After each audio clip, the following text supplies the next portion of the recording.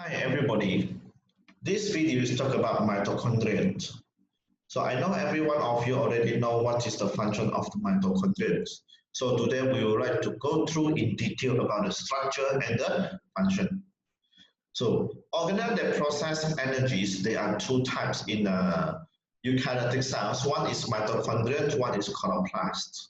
But in animals and fungi, we have no such chloroplast in our body cells. So we on and then some of these videos talk about the mitochondria as well. So mitochondria is a small size organelles and the size is similar to the size of bacterium.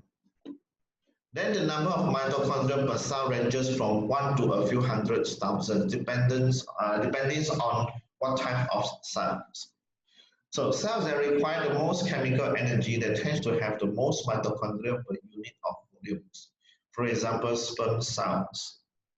Okay, and then the sperm, the cells that what we call they need the energies to produce enzyme, okay, hormones. They also have a large number of mitochondria.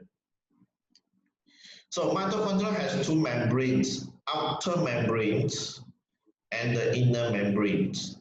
The outer membrane is smooth and protective.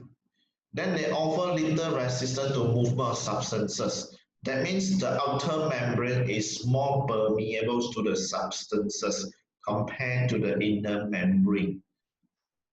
Then the inner membrane, they fold inwards. You see, they fold inwards, giving it a greater surface area. Okay. So when they fold inward, so this structure is called cristae. Okay, cristae. So if singular is crista.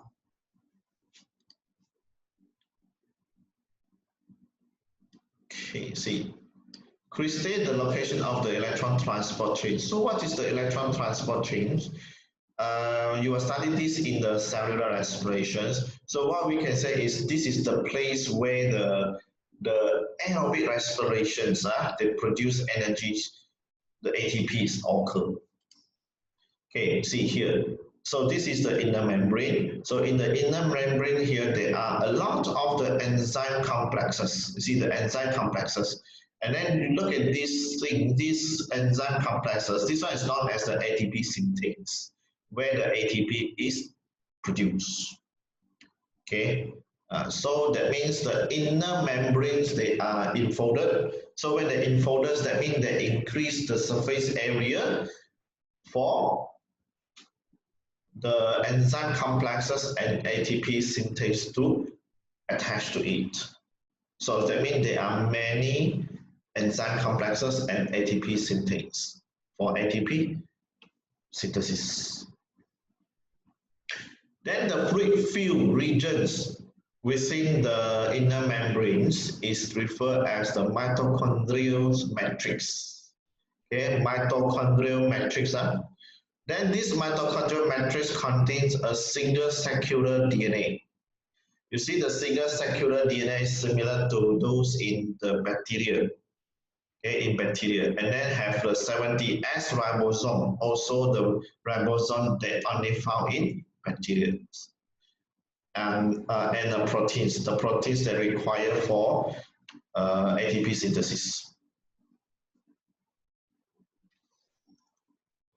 Okay, so that's all for the videos. But here we can summarize that the mitochondrial functions is for aerobic respirations to produce ATP molecules. Okay, so that's all for this video. Thank you.